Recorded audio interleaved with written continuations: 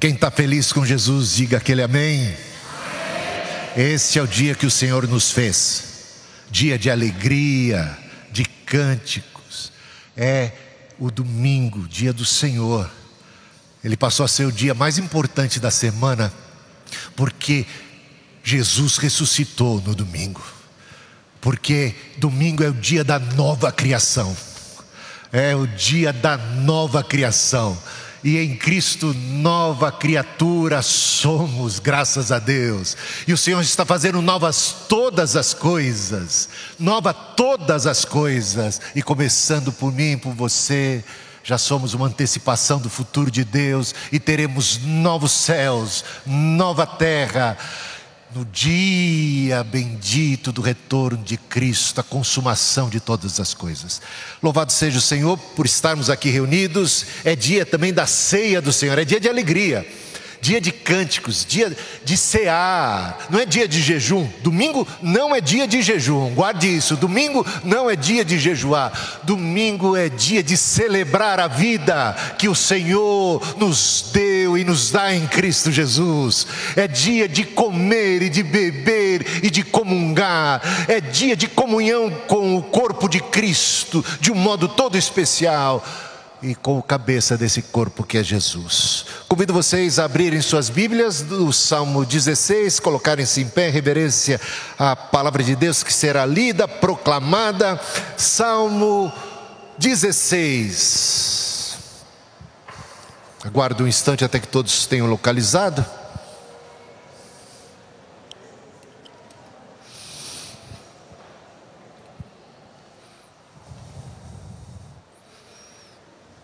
Todos encontraram? Assim diz o salmista: guarda-me, ó Deus, porque em ti me refugio. Digo ao Senhor, tu és o meu Senhor, outro bem não possuo senão a ti somente. Quanto aos santos que há na terra, eles são os notáveis, dos quais tenho todo o meu prazer. Muitas serão as dores dos que trocam o Senhor por outros deuses. Não oferecerei as suas libações de sangue, e os meus lábios não pronunciarão os nomes deles. O Senhor é a porção da minha herança e o meu cálice. Tu sustentas a minha sorte. As minhas divisas caíram em lugares agradáveis. É linda a minha herança. E a sua herança é linda também? A nossa herança não é linda? O Senhor é a porção da minha herança. É linda a minha herança. Deixa eu ver onde que eu parei aqui, que eu já saí do texto. 7 agora. Bendigo o Senhor que me aconselha, pois até durante a noite o meu coração me ensina. Tenho o Senhor sempre diante de mim, estando Ele à minha direita, não serei abalado.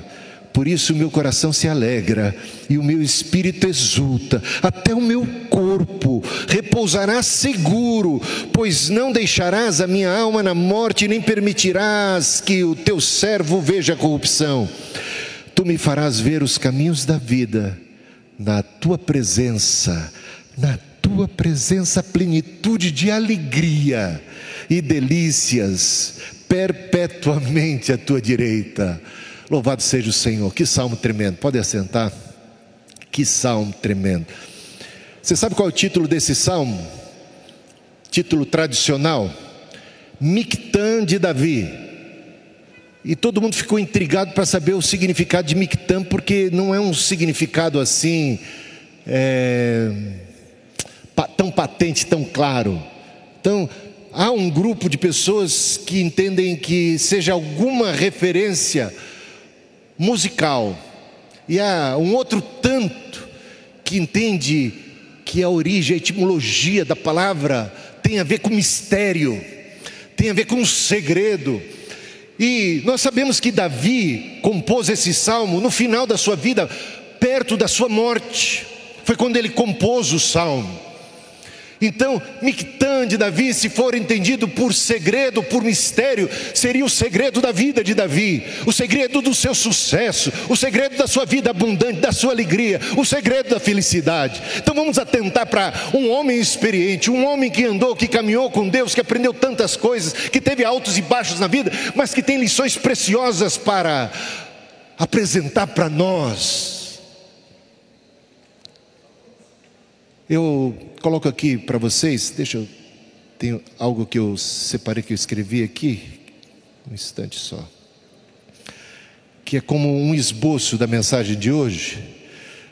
Então a gente vê que esse salmo é um salmo pascal, é um salmo da ressurreição, é um salmo que foi citado por Pedro, naquele discurso, no dia de Pentecostes, para comprovar, para provar, demonstrar para os judeus que Jesus estava ali sendo profetizado no Salmo 16, a ressurreição do Cristo ali sendo pré-anunciada.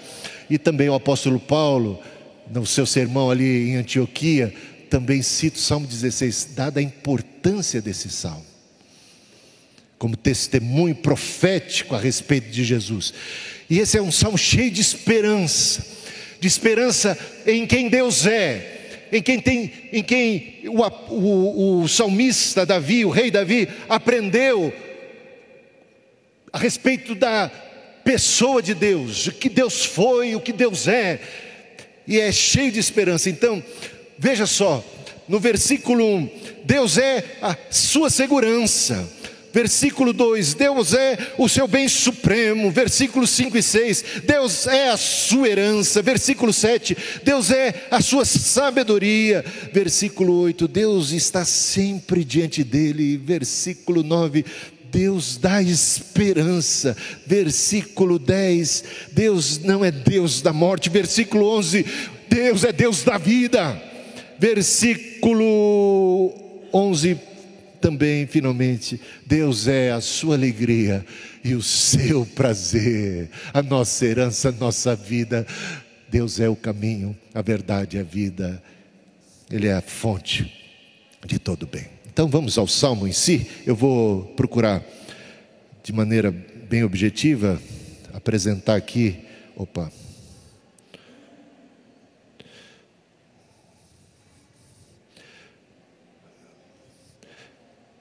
Primeira coisa que você vê aqui é o salmista, como em tantos outros salmos, clamando a Deus por socorro, por proteção. Guarda-me.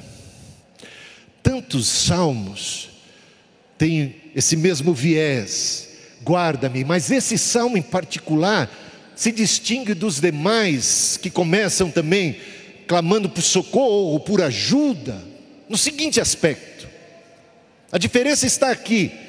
Se nos demais salmos a gente vê o salmista apenas no final, apenas depois da oração, recobrando o ânimo e a confiança, manifesta o salmista uma certa inquietação, um certo vacilo diante das pressões, como se sua fé estivesse sendo abalada. Aqui nesse salmo a gente vê a confiança declarada já desde o princípio. Guarda-me, Senhor, o Senhor é o nosso socorro. Guarda-me, mas logo na sequência, já no versículo 2, ele começa a declarar sua confiança em quem Deus é, no que Deus é para ele. E buscar o Senhor na hora do sufoco, guarda-me diante da crise, é algo que nem todos os cristãos fazem em primeiro lugar.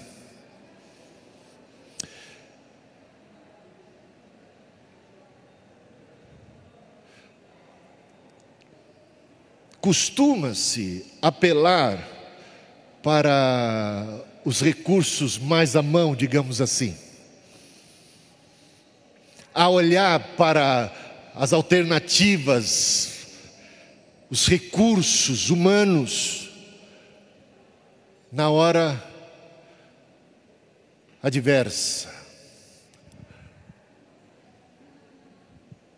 Nem todos têm aquela consciência de que Deus é o meu refúgio, a minha fortaleza, o meu socorro bem presente na tribulação. E às vezes é só depois de muito sufoco que eles vão assim: então, como último recurso, apelo ao Senhor.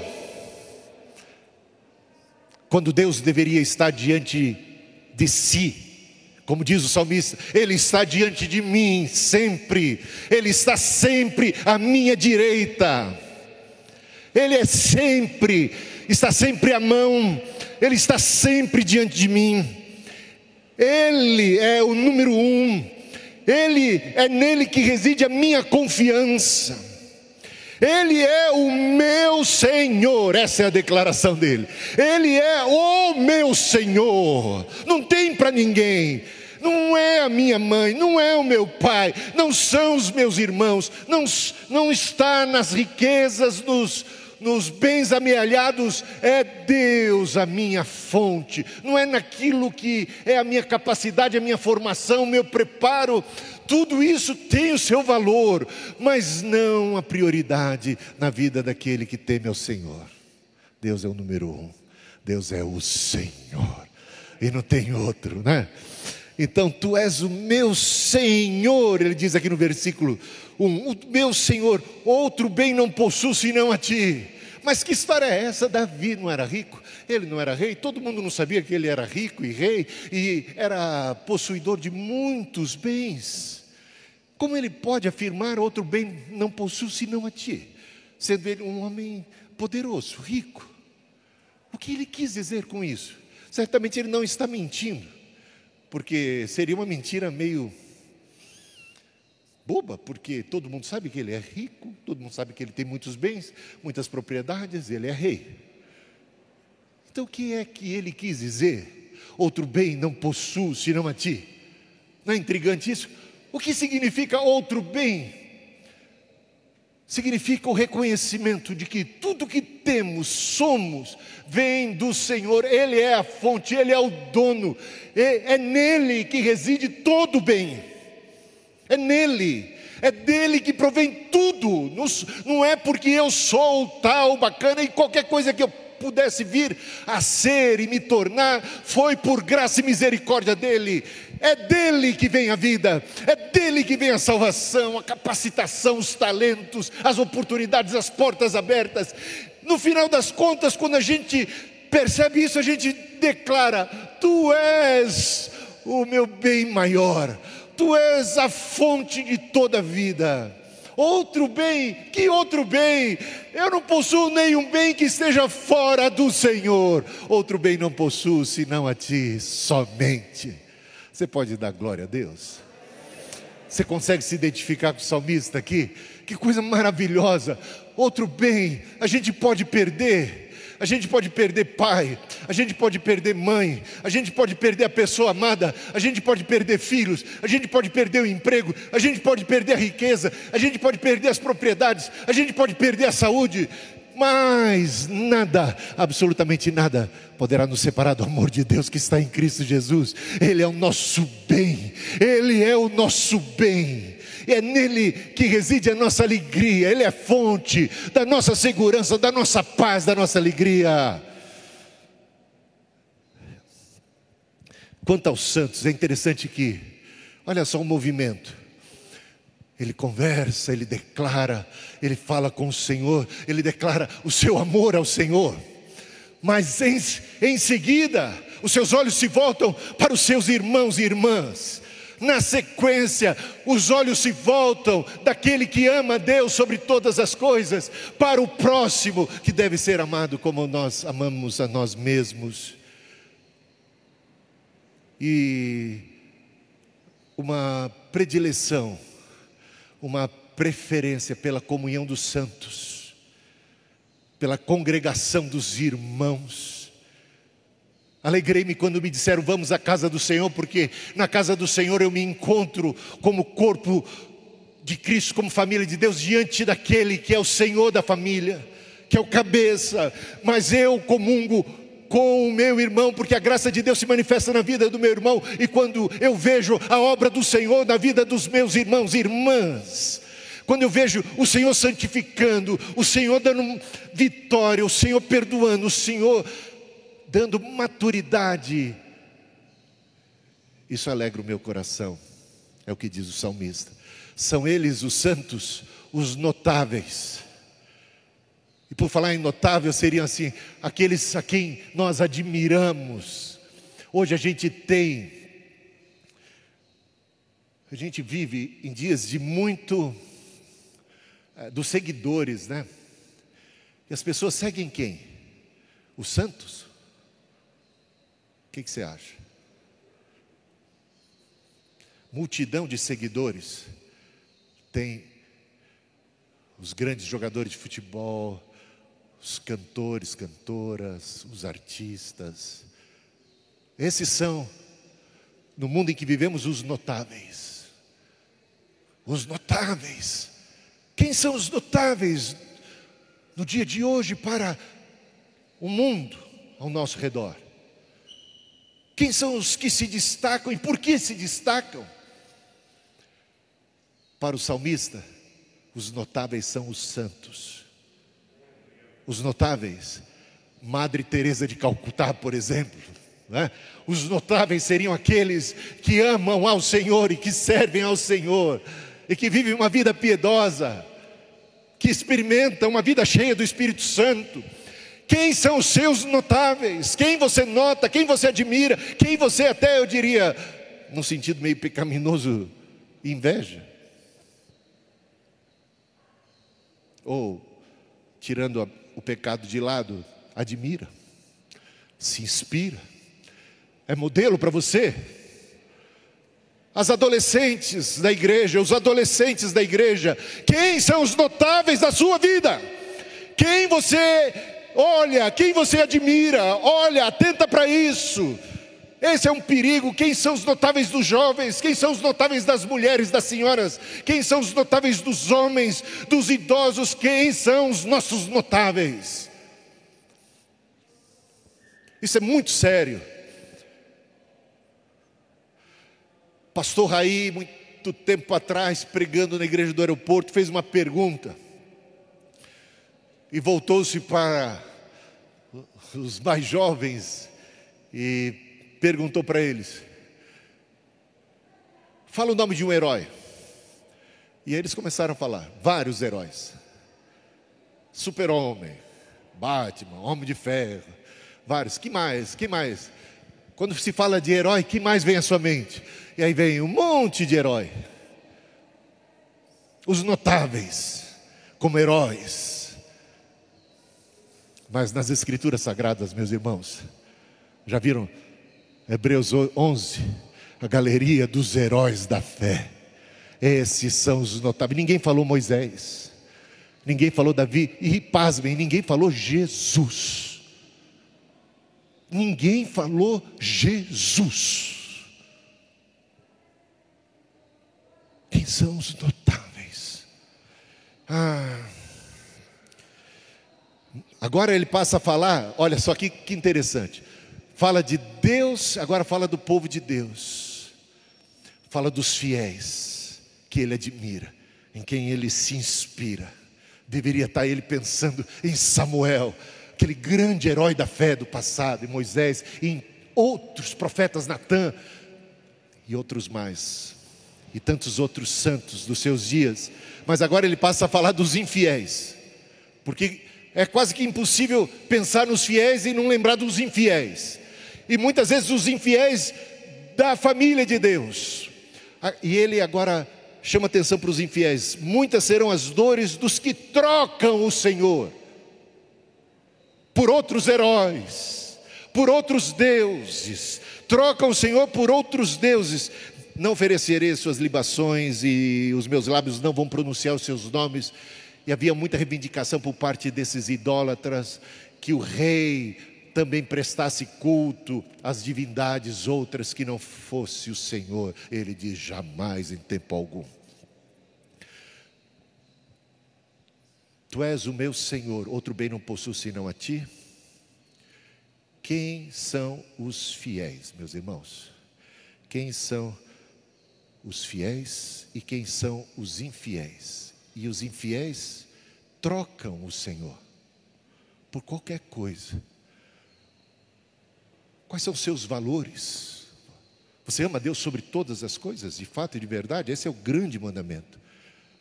Você busca o reino de Deus, o Senhor, o reino de Deus e a sua justiça em primeiro lugar? Deus é o número um?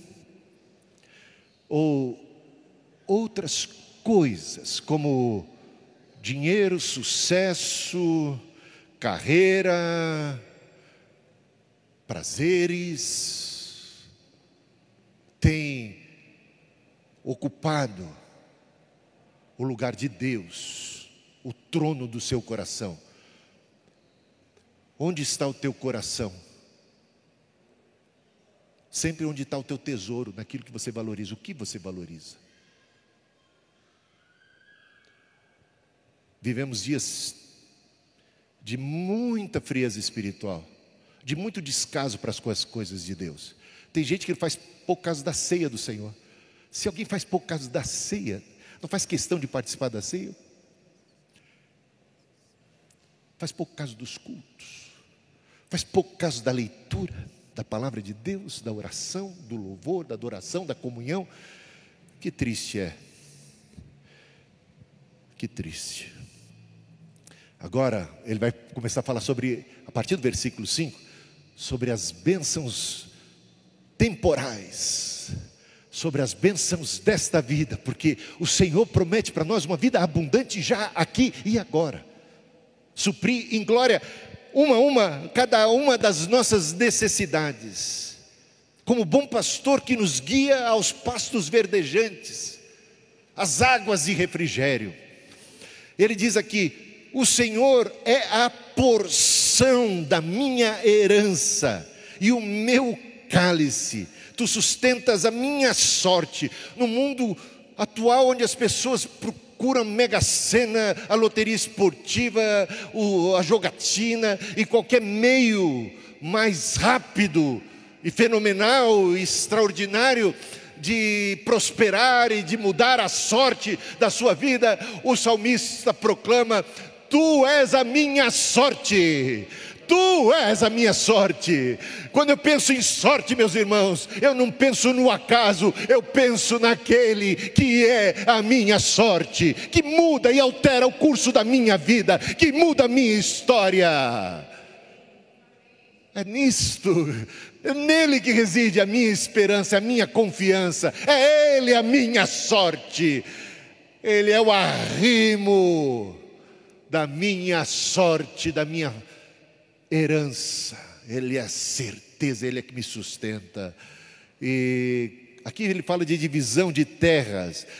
É uma referência ao que se deu lá no livro de Josué, quando da divisão das terras, dos lotes ou das regiões que caberiam a cada uma das 12 tribos de Israel. E é interessante que ele faz alusão a isso nessa hora. As minhas divisas caíram em lugares agradáveis, em outras traduções, amenos. Porque quando da divisão da terra foi lançado sorte, houve um sorteio. E nesse sorteio coube a cada uma determinada região. E o que ele quer dizer é que quando ele se deparou com a região que caberia a ele, ele ficou tão satisfeito e tão feliz com aquilo que o Senhor preparou para ele, que não foi a mesma coisa que o Senhor preparou para outro. Ele não estava cobiçando o território de outro, ele estava alegre com aquilo que Deus havia propiciado, providenciado, preparado para ele. Essa é uma coisa que a gente precisa ter diante de nós, para não ter ciúmes, para não ter inveja. Ele valoriza aquilo que Deus dá. Muitas vezes 5 pães e 2 peixinhos, mas não recusa ver como dádiva de Deus. E o Senhor multiplica 5 pães e 2 peixinhos na mão daquele que é agradecido. E se torna um grande milagre. é o curral, é a manjedoura, é um lugar inóspito, mas se transforma num lugar de glória. Tremendo o que Deus tem para mim. As minhas divisas caíram em lugares agradáveis. É linda a minha herança. Meus irmãos, a minha herança é linda. É linda a minha herança. Pode ser que você esteja atravessando um momento difícil. Pode ser que você não consiga enxergar com facilidade a beleza da sua herança. Mas saiba que a história não terminou. É linda a minha herança. Bendigo o Senhor que me aconselha. Agora, Deus é a herança, Deus é que providencia tudo, e também Deus aconselha e dá sabedoria. Ainda falando sobre herança, lembrei do seguinte, Cristina falou, não esqueça disso, porque eu preguei 2 vezes para ela essa mensagem antes de pregar para vocês, tá? Para ver se aperfeiçoava. Aí ela falou assim, não esqueça, você esqueceu de falar de Abraão. Quando a gente fala de herança, Deus não prometeu a terra prometida, aquela terra para Abraão? Prometeu. Mas Abraão, estando em Canaã, prosperando lá, família crescendo, todas as coisas acontecendo, ele tinha um sobrinho que levou consigo, chamado Ló. E houve disputa entre os servos de Ló e os servos de Abraão, questão de poço, de terra. E o Abraão falou assim, não vamos brigar por causa disso. Escolha a porção da terra que você quiser. Pode escolher. Olha que interessante. Deus havia dado a terra para ele. Ele falou assim, não, pode escolher. Escolha você. Eu fico com o que sobrar. Eu fico com o que restar. E a gente sabe como é que essa história termina, né? Ele escolhe a região mais próspera, em derredor de Sodoma e Gomorra, né? E o Abraão ficou com o que sobrou. Você conhece a história. Você sabe no que vai dar. Abraão abençoado com aquilo que sobrou. Sabe por quê? Abraão já tinha consciência. Não é a terra a minha herança. O Senhor é a minha herança. Dá para você entender uma diferença tremenda? Não é a terra em si. Eu não tenho que me apegar à terra em si. Eu tenho Deus. Eu posso ceder. Eu posso condescender. Eu posso abrir mão do meu direito e deixar a minha causa, deixar a minha vida nas mãos de Deus. Deus sabe, Ele é a minha herança. Meus irmãos, a coisa mais maravilhosa é quando a gente confia em Deus e não se estriba no próprio entendimento, na própria habilidade. A gente confia em Deus, e quando a gente confia em Deus, o Senhor age, o Senhor proverá. E é maravilhoso quando a gente vê a mão de Deus agindo na nossa história, nos resgatando, nos levantando, nos defendendo, nos abençoando, abrindo portas que ninguém é capaz de fechar. O inferno inteiro não é capaz. Pode se levantar se assim o quiser, mas aquele que está em Deus está seguro, em paz, e aquela que é boa, perfeita, agradável vontade de Deus se cumpre na vida daquele que não se curva diante dos deuses, que não confia tanto assim em si mesmo, nos seus recursos, mas sabe que o Senhor é a herança. Que paz, que alegria, que felicidade, aquele que sabe. Gente, a nossa vida é curta, hein? Atenta para isso. Atenta para isso. E agora, versículo 7. Bendigo o Senhor que me aconselha, até durante a noite. Quando eu durmo, Deus trabalha por mim. Deus trabalha em mim. Já aconteceu de eu dormir com um problema e acordar com a solução.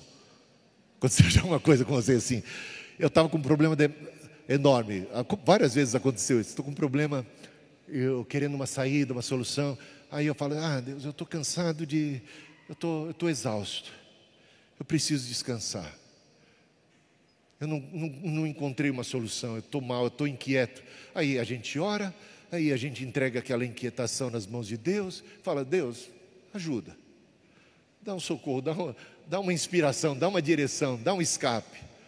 E aí a gente, em paz, se deita, porque coloca o problema nas mãos de Deus, lança sobre Deus toda a ansiedade e descansa. E o Senhor está trabalhando conosco, Deus está cuidando. A gente pode sentir um abraço de Deus, um carinho de Deus, o Senhor enxugando nossa lágrima, o Senhor apaziguando o nosso coração, não é? E de repente, um conselho de Deus que a gente recebe lá no subconsciente. É o seu espírito com o Espírito de Deus e uma revelação, e uma direção, e uma certeza, e um ânimo agora renovado. Quando a gente precisa de conselho, onde que a gente busca conselho? O Senhor é a nossa direção. Você consulta o Senhor para as decisões da sua vida? Você tem sempre Ele diante de si, Ele está sempre à sua direita, Ele é o seu Senhor, é Ele que você recorre quando você precisa de sabedoria, quando você vai tomar decisões, passos importantes na vida. Quem é teu conselheiro? Você procura conselheiros que temem ao Senhor, que são cheios do Espírito Santo, pessoas que podem ser realmente boca de Deus na tua vida? Ou você não precisa de ninguém? Ou você não precisa da igreja? Ou você talvez nem precise de Deus? Ou só precise de Deus? Deus abençoa os meus planos, essa é a minha decisão, vem comigo, Senhor. É assim? Cristina falava de alguém conhecido dela, que certa vez estava namorando, queria casar, e falou para a mãe, não ora para ser feita a vontade de Deus, não. Tenho medo que com isso, vai que não é a vontade de Deus, eu quero tanto. Ora para dar certo. Olha que interessante, olha a cabeça da criatura. Ora para dar certo. Tem gente que toma decisão sem o conselho de Deus e depois fica clamando, Senhor, abençoa a minha decisão. A gente está colocando o carro na frente dos bois assim, né? A gente está... É complicada a vida de pessoas que agem dessa forma.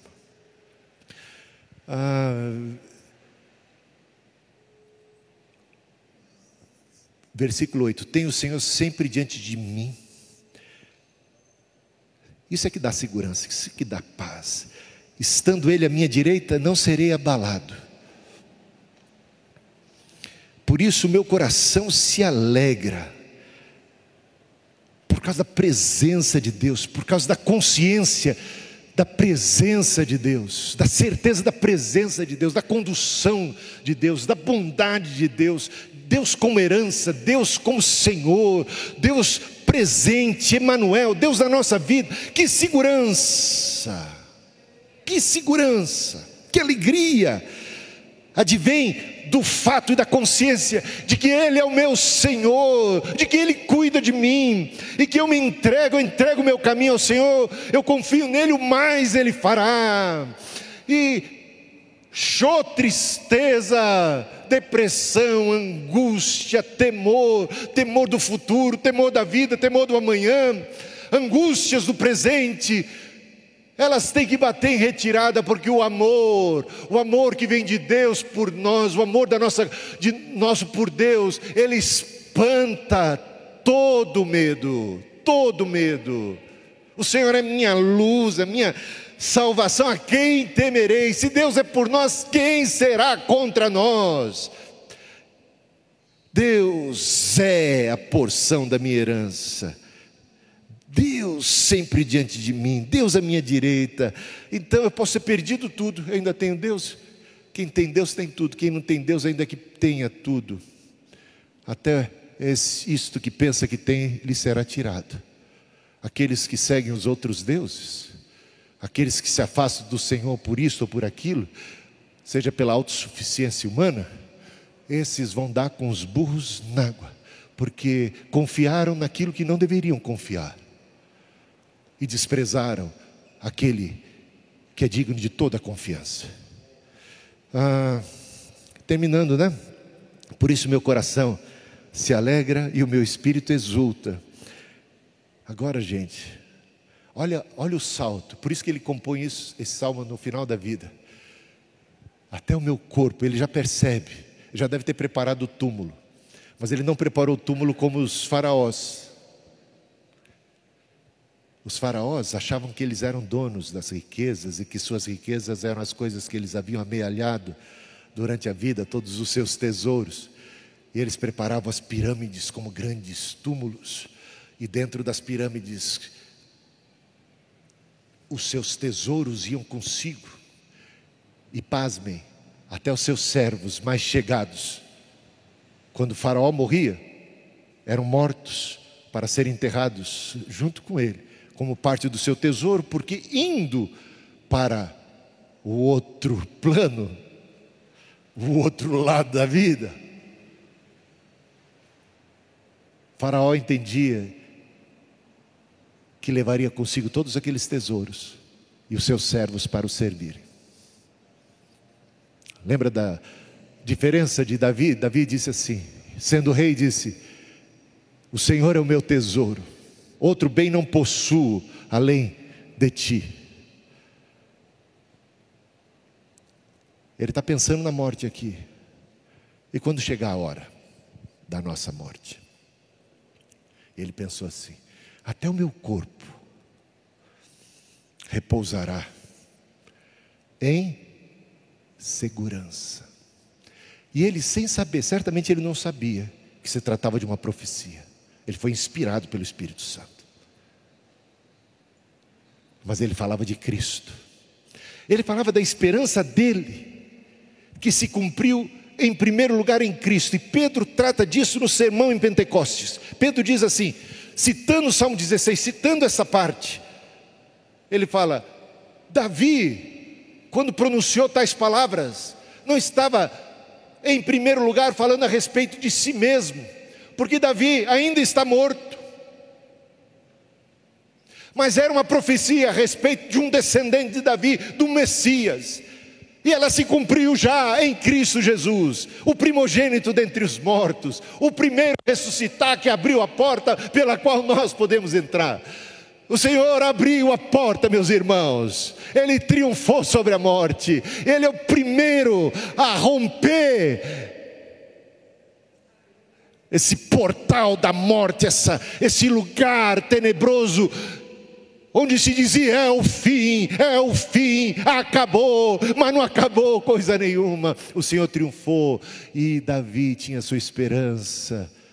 Davi dizia assim: disse o Senhor ao meu Senhor. Disse o Senhor.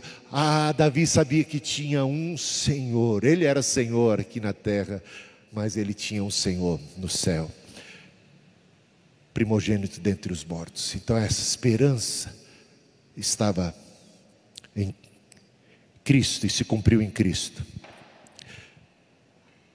Pois não deixará a minha alma na morte, nem permitirás que o teu servo, o teu santo, veja corrupção. Eu até me emocionei quando conversava com a Cristina sobre essa passagem, chegando nesse ponto. Eu me projetei para o dia da minha morte.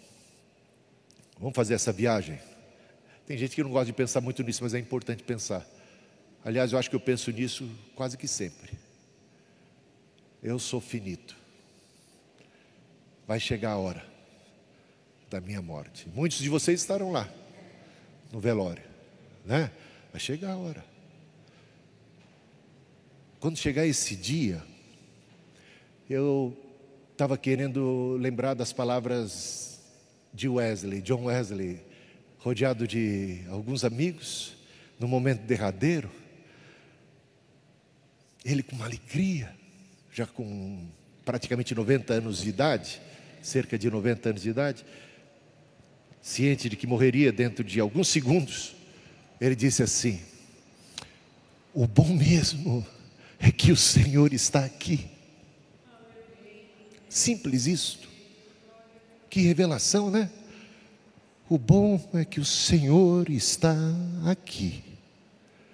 Esse mesmo Senhor que eu tive diante de mim durante a minha trajetória, desde a minha adolescência, na minha infância, eu vou vendo a mão do Senhor diante de mim, eu vou vendo os livramentos, eu vou vendo a resposta de oração, eu vou vendo a direção, vou vendo o seu conselho, eu vou lembrando que eu tive sempre o Senhor diante de mim, sempre à minha direita, e agora chegou a hora de eu enfrentar o maior inimigo de um ser humano, que é a morte. Mas não temerei mal algum, porque tu estás comigo.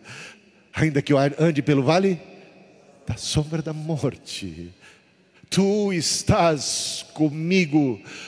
Tua vara e teu cajado me consolam. Veja só o que ele diz aqui na sequência: tu me farás ver os caminhos da vida. Ele tem me feito ver os caminhos da vida. Ele me deu vida abundante. Ele está sempre diante de mim, à minha direita. Mas quando chega a morte, eu ainda espero nele. Ele me fará ver o caminho da vida. A morte não é o fim. A morte não é o ponto final. A morte é uma crise de passagem para o caminho da vida eterna. Aquele que quer em Cristo, ainda que esteja morto, viverá. Que coisa maravilhosa, meus irmãos. A quem temerei? Quem nos separará do amor de Deus que está em Cristo Jesus? Ele cita a morte. Será a morte? Será a morte que nos separará? Meus irmãos, confia no Senhor, entregue-se a Ele, leva a Deus a sério. Este salmista não era uma pessoa domingueira, que lembrava de Deus no domingo, ou lembrava de Deus nas festas espirituais, religiosas. Ele tinha Deus diante de si o tempo todo e à sua direita, em toda e qualquer circunstância. Seja essa a realidade da sua vida, e quem tem isso tem segurança, tem paz, tem conselho, tem esperança, tem proteção, tem alegria. Termina assim: na tua presença a plenitude de alegria. Às vezes a gente não está desfrutando da alegria porque a gente está olhando para alguém. A gente não está desfrutando da alegria porque a gente está olhando para coisas. A gente não está desfrutando da alegria porque a gente está olhando para o diabo. Porque a gente está olhando para o mal. Porque a gente de repente se vê na presença do mal, na presença do antagonista, do inimigo, do adversário de Satanás. Porque a gente só vê o deserto, porque a gente só vê o paredão, porque a gente só vê a oposição, porque a gente só vê o sangue, porque a gente só vê a injustiça, porque foi para longe de nós a nossa esperança. Mas em toda e qualquer circunstância, a gente pode desfrutar da presença de Deus e ter uma alegria e uma paz que excede a todo entendimento humano, guardando a nossa mente e o nosso coração. Mas como você pode estar em paz diante do que está acontecendo? Como você pode ter alegria? Da onde vem o seu ânimo? É que o Senhor é a minha herança. Não era aquele bem material que eu perdi, é o Senhor que é a minha herança, e eu continuo com Ele. Ele é a garantia, Ele é a garantia do meu futuro. Não é o plano de saúde que de repente, por causa do desemprego, eu perdi. É o Senhor que me sustenta. Nada contra os bens materiais, nada. Não é a família, não são os amigos. Eu posso perder tudo, eu posso ficar como Jó, mas ainda vou dizer como Jó: eu sei que o meu Redentor vive, e ponto final. Por fim se levantará. Ele se levanta, no seu tempo se levantará. Ele vê a minha tristeza, a minha angústia, as minhas lágrimas. Eu sou revigorado. Ele enxuga, Ele consola, Ele anima. Ele é o Senhor, Ele é a esperança, Ele é a vida, Ele é a alegria, Ele é a fonte de tudo isso. Tudo mais é transitório, tudo mais é apenas circunstancial. Meus irmãos, esteja a tua vida em Deus, tua alegria em Deus, olhando firmemente para o autor e consumador da fé. Corramos com perseverança para a carreira que nos está proposta, deixando para trás tudo mais, confiando no Senhor. Vida aqui, e abundante e plena e eterna acolá, hoje e sempre em Cristo Jesus. Amém?